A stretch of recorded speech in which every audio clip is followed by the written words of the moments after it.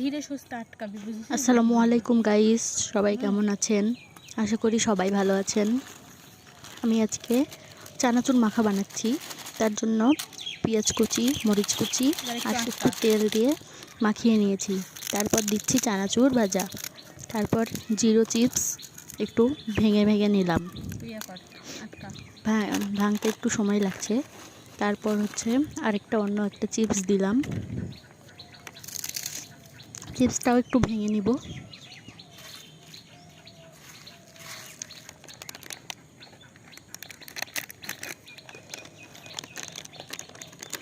তারপর আমি এখানে আরেকটা অন্য একটা চিপস অ্যাড করব।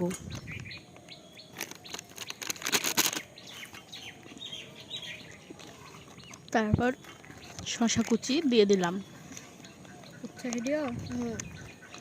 শসা কুচি যে কোনো খাবারে দিলে খাবারের স্বাদটা একটু অন্যরকম হয়ে যায়।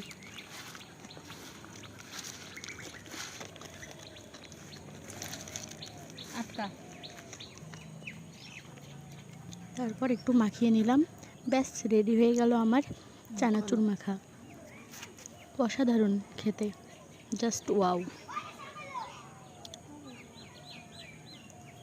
যারা যারা খাবেন চলে আসেন।